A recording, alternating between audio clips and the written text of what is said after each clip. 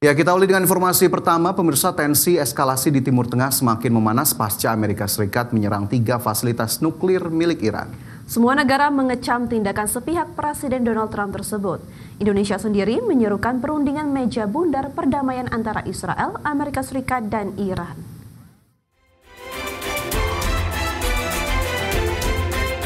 Presiden Prabowo Subianto mengumumkan sejumlah Menteri Kabinet Merah Putih beserta Panglima TNI Jenderal Agus Subianto dan Kapolri Jenderal Listio Sigit Prabowo dalam rapat terbatas di Hambalang, Bogor, Jawa Barat. Rapat terbatas ini secara tegas membahas kondisi global terkini termasuk meningkatnya tensi eskalasi konflik Israel-Iran ditambah lagi keterlibatan Amerika Serikat.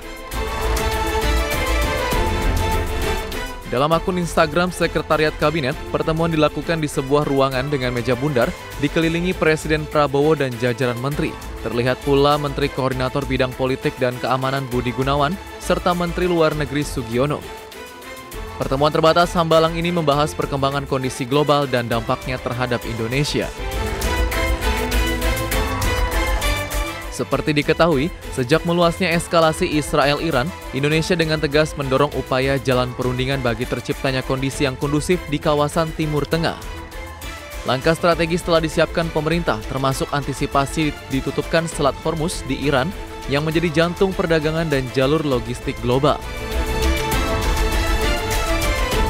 Dari Jakarta, IDX Channel. Pemerintah diminta untuk mempersiapkan strategi dalam menghadapi gejolak harga komoditas energi dunia pasca Perang Timur Tengah yang semakin memanas.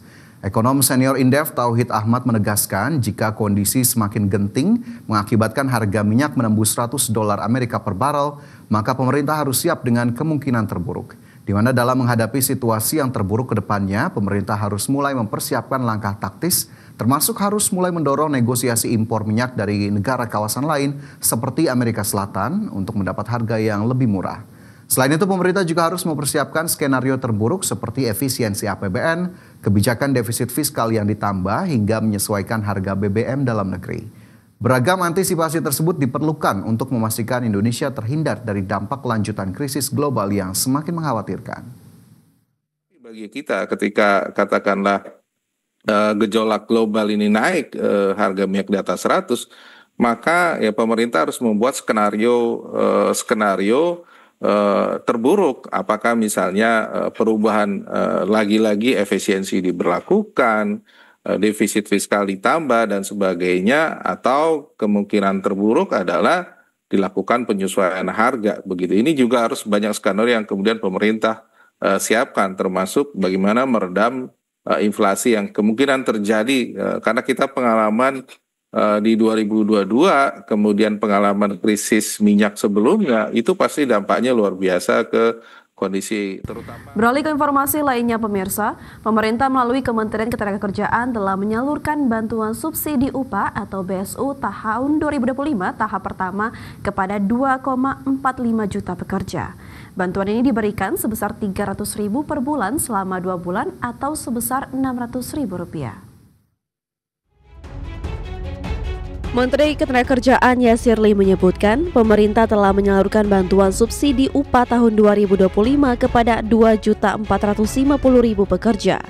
Jumlah tersebut merupakan bagian dari total 3.697.000 pekerja yang ditetapkan sebagai penerima BSU pada tahap pertama. Adapun besaran bantuan subsidi upah yang diterima pekerja sebesar Rp300.000 per bulan selama 2 bulan dan dibayarkan sekaligus. Sehingga buruh menerima manfaat langsung sebesar Rp600.000. Mendapatkan manfaat yang lebih, ya. Di situ ada terkait dengan bantuan tunai, ya. Kemudian ada pelatihan dan kemudian ya, fasilitasi untuk lowongan kerja yang baru. Kemudian kita juga menjalin koordinasi dengan Dinas Ketenagakerjaan wilayah. Kita melakukan koordinasi, konsolidasi, dan itu sudah rutin kita lakukan. Kami juga kemudian melakukan koordinasi dengan lintas kementerian. Ya, jadi temanya sama, bagaimana kondisi geopolitik global ini harus kita respons bersama-sama.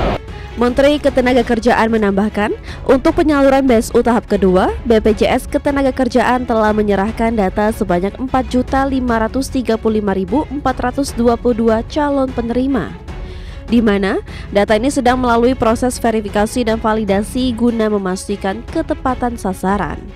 Di sisi lain, bantuan subsidi upaya 2025 ini diberikan sebagai langkah pemerintah dalam menjaga daya beli pekerja atau buruh sekaligus untuk mendorong pertumbuhan ekonomi nasional. Dari Jakarta, Ade Firmansyah, IDX Channel. Bantuan subsidi upah senilai Rp600.000 yang akan disalurkan pemerintah kepada para pekerja menuai respons dari kalangan pengamat ketenagakerjaan. Meski dinilai bermanfaat, bantuan ini dinilai belum cukup signifikan untuk benar-benar meningkatkan kesejahteraan buruh. Dalam program Market Review IDX Channel, Sekretaris Jenderal Organisasi Pekerja Seluruh Indonesia Timbul Siregar mengatakan, bantuan subsidi upah Rp600.000 yang disalurkan dalam 2 tahap, masing-masing Rp300.000 per bulan, memang bertujuan membantu daya beli pekerja dalam jangka pendek, khususnya menjelang tahun ajaran baru. Namun demikian, ia menilai jumlah bantuan ini tidak cukup untuk memenuhi kebutuhan pekerja secara keseluruhan. Kami menyambut baik dan ini bagian dari intervensi negara untuk bisa mendukung daya beli. Cuma memang tentunya data yang digunakan untuk memberikan ini masih terus dari BPJS Ketenagakerjaan yang memang tentunya masih banyak pekerja formal yang belum terdaftar sehingga dia tidak dapat. Kedua, tentunya pekerja-pekerja yang mohon maaf ya, misalnya pekerja-pekerja informal seperti pengendara Gojek online gitu ya, itu kan sebenarnya kelompok masyarakat yang sangat membutuhkan jika dibandingkan memang dengan yang 5,4 juta. Saya khawatir memang nanti yang 600.000 ketika diberikan kepada pekerja yang di Jakarta misalnya 5,4 juta, dia dilarikan ke saving gitu loh. Kan yang ditargetkan adalah 600.000 ini masuk ke pasar supaya menggerakkan barang. Sementara itu pemirsa, ekonom senior dan asosiat fakulti Lembaga Pengembangan Perbankan Indonesia, Rian Kirianto mengungkapkan pemberian bantuan subsidi upah kepada pekerja lapis bawah juga dilakukan oleh negara maju, berkembang maupun negara terbelakang. Ia menyatakan yang terpenting dari kebijakan tersebut, pemerintah sudah menyiapkan tata kelola anggaran yang baik sehingga APBN masih terjaga dengan baik. Rian menambahkan pemerintah juga perlu melakukan pemutakhiran data pekerja yang mendapatkan bantuan subsidi upah.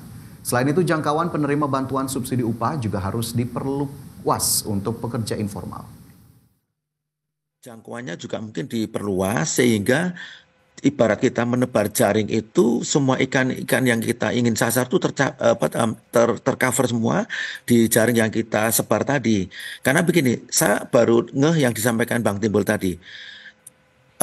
Policy yang sangat inklusif dan sangat partisipatif dari pemerintah ini bisa jadi tingkat keberhasilan atau efektivitas menjadi tidak optimal. Karena apa? Ternyata jaring pekerja yang kita capture tadi sebagian yang maksudnya aliran dananya itu bisa untuk dikonsumsikan sehingga bisa menggerakkan roda-roda perekonomian terutama di daerah-daerah ya. Itu jadi tidak tercapai optimal karena justru tadi betul setiap orang penerima penerima tambahan upah tadi karena merasakan aku sudah cukup dengan uang 3,5 misalnya. Lalu tambahnya itu ya ngendon aja di bank. Memang itu bukan pilihan yang jelek, tapi menjadi tidak sesuai yang diharapkan atau